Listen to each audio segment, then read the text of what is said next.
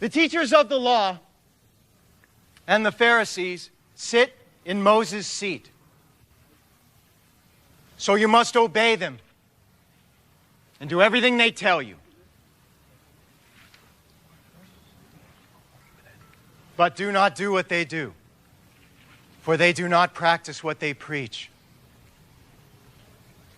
They tie up heavy loads and put them on men's shoulders. But they themselves are not willing to lift a finger to move them. Everything they do is done for men to see. They make their phylacteries wide and the tassels on their garments long. They love the place of honor at banquets and the most important seats in the synagogues. They love to be greeted in the marketplaces and to have men call them rabbi. But you are not to be called rabbi, for you have only one master, and you are all brothers. And do not call anyone on earth Father, for you have one Father, and He is in heaven. Nor are you to be called teachers, for you have one teacher, the Christ. The greatest among you will be your servant. For whoever exalts himself will be humbled. And whoever humbles himself will be exalted.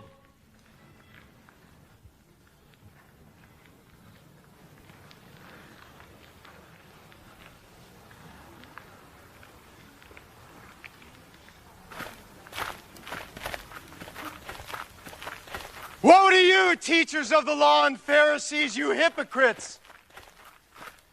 You shut the kingdom of heaven in men's faces. You yourselves do not enter, nor will you let those enter who are trying to.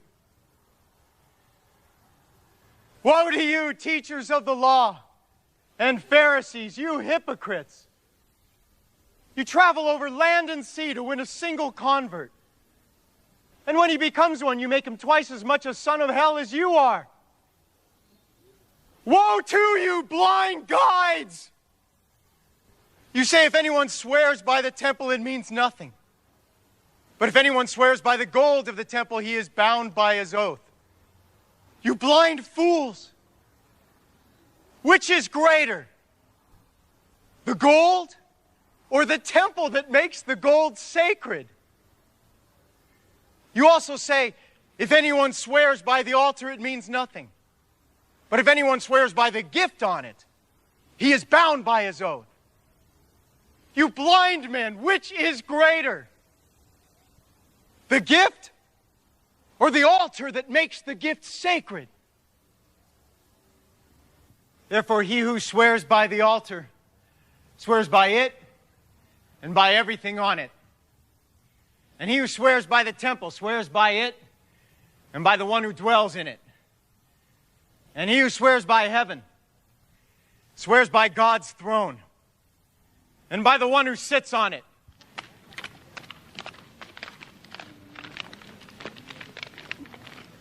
Woe to you, teachers of the law and Pharisees, you hypocrites! You give 1/10 of your spices, mint, dill, and cumin. But you have neglected the more important matters of the law. Justice, mercy, and faithfulness.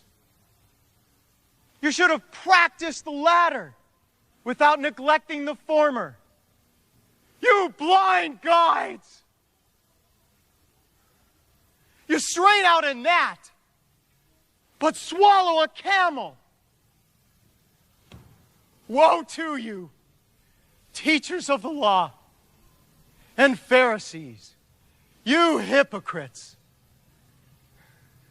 You clean the outside of the cup and dish, but inside they are full of greed and self-indulgence. Blind Pharisee! First clean the inside of the cup and dish, and then the outside also will be clean. Woe to you, teachers of the law and Pharisees, you hypocrites! You're like whitewashed tombs, which look beautiful on the outside, but on the inside are full of dead men's bones and everything unclean. In the same way, on the outside, you appear to people as righteous, but on the inside, you are full of hypocrisy and wickedness. Woe to you, teachers of the law and Pharisees, you hypocrites! You build tombs for the prophets and decorate the graves of the righteous. And you say, if we had lived in the days of our forefathers, we would not have taken part with them in shedding the blood of the prophets. So you testify against yourselves that you are the descendants of those who murdered the prophets. Fill up then the measure of the sin of your forefathers. You snakes! You brood of vipers! How will you escape being condemned to hell?